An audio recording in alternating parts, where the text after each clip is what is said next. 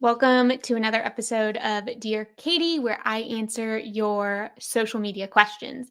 And always remember, if you have a question, head over to dearkatie.leaders-online.com, submit it, and it just might be covered in an upcoming video or my upcoming newsletter. So if you want to stay up to date on Dear Katie, get these kind of questions and answers delivered straight to your inbox every single Saturday, then make sure you're subscribed at leaders-online/blog.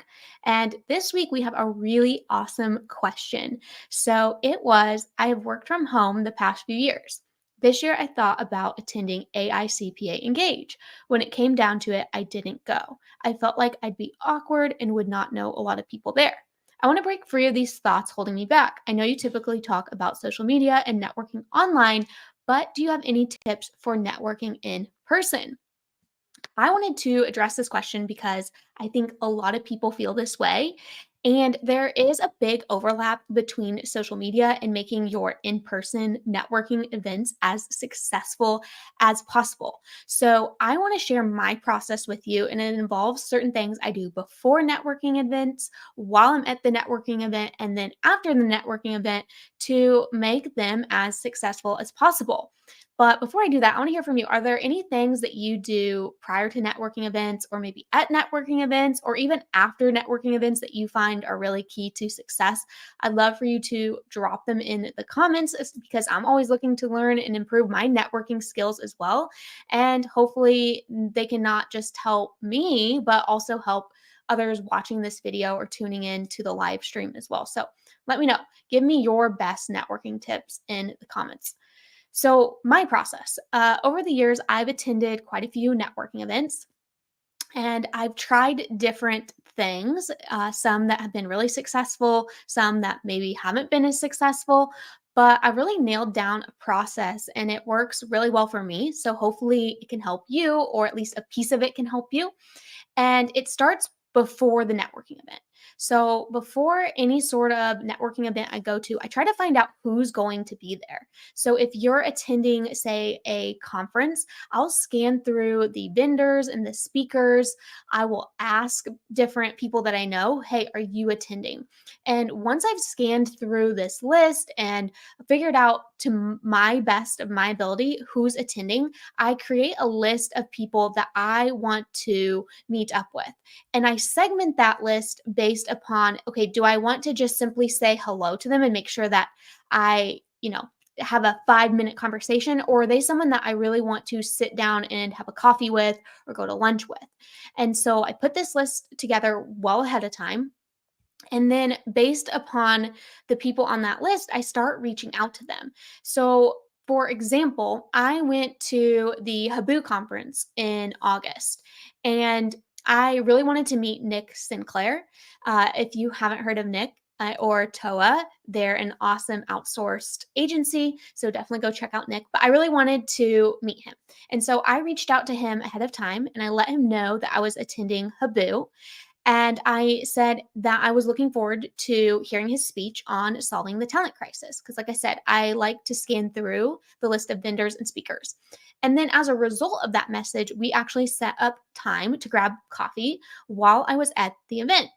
But had I not sent that message prior to the event, then likely we would never have set up a meeting to meet, because how would he know that I was attending that event in the first place? And if you wait until it's actually the event, a lot of times people are so busy, they already have people that they're meeting up with, it's too late. So it's really important that you take the time to prep before the event. Um, Also, for this Habu event, it was really awesome because everyone who was attending, they are a part of a program. And as part of this program, you're in an online community. So I could actually see other attendees that were going to the event as well. And so not only did I message the speakers and vendors that were attending the event, I also messaged the other attendees and just let them know, like, hey, I'm looking forward to seeing you at this event. And as a result of that, when I was at the event, it was shocking how many people said, I remember you from LinkedIn, just from that one simple message. So make sure that you take the time ahead of the event to find out who's attending, create that Google Sheet or Excel sheet or wherever you want to keep this. Make a note of all of those people that you want to say hello to or actually sit down with.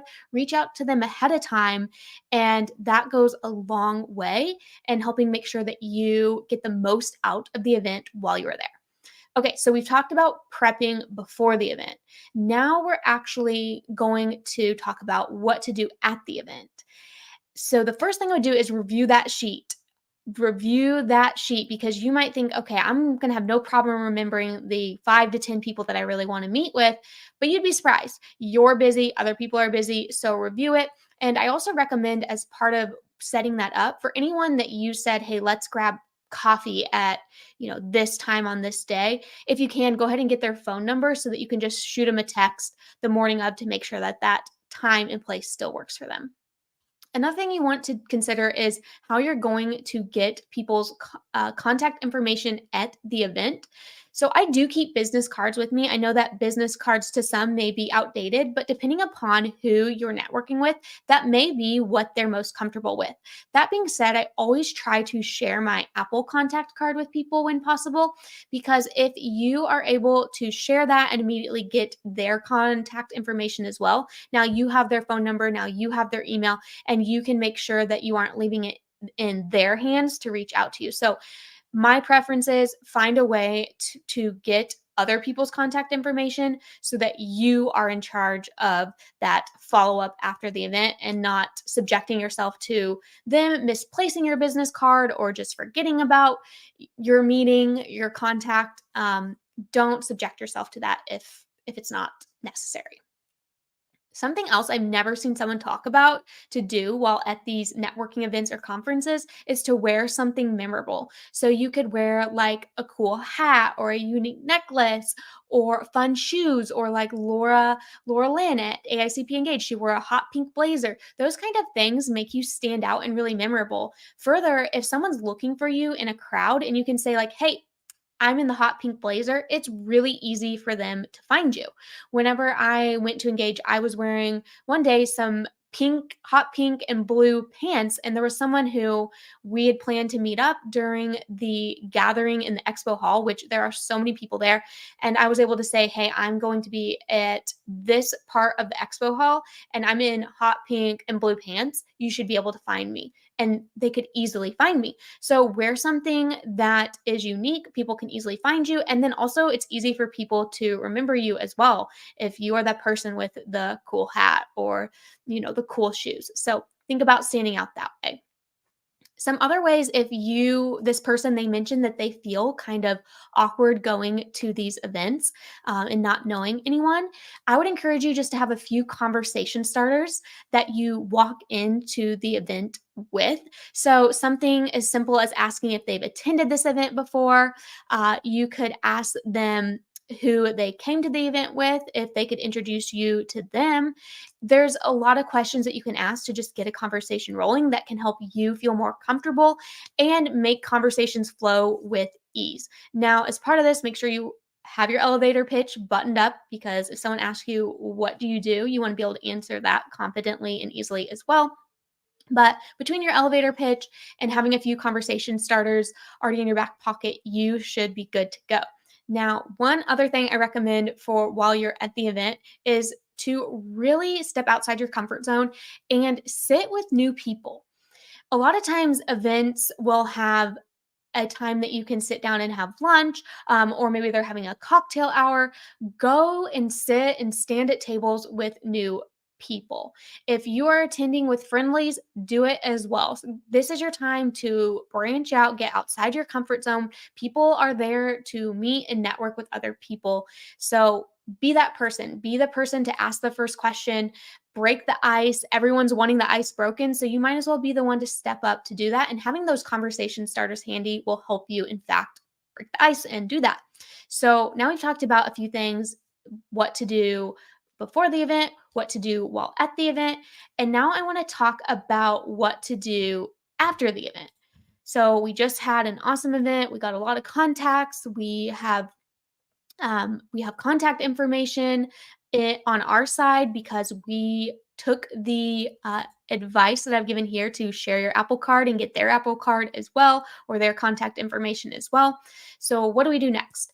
Well, we want to follow up with the people that we identified as prospects or people that we want to have a next conversation with. So, whenever you're following up with them, make sure that you're thoughtful about what you guys discussed.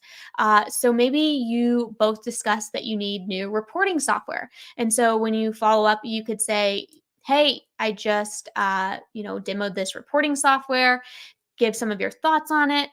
Or maybe you talked about how they were struggling to find talent, and you could share with them an article that you found interesting about hiring or attracting new talent. Do something that makes you stand out, that shows, hey, I remembered our conversation. I also recommend that you go and you follow them on social media. So follow them there. You could send them a message like, hey, it was super nice to meet you at this event. And then you could start engaging with their content. And this brings me to a next point. Make sure that you continue to nurture that relationship ongoing, whether that is you staying in touch through email, following them on social media, and engaging with them there. You can also talk to them about upcoming events that are similar that you're attending. Ask them if they're going. There are so many things that you can do to continue to develop these relationships beyond just that event and make yourself memorable for many, many months and years to come. So that's a wrap on this Dear Katie question. I hope that was helpful. As always, if you have questions for me, not just the person that submitted this, if you have follow-up questions, definitely ask me, but anyone's always welcome to ask me questions as well. So if you have a separate question you want answered, remember, just head over to dearkatie.leaders-online.com. And the next question is coming out on Saturday in my newsletter. So thanks everyone for spending some time with me here today, and I will catch you in the next one.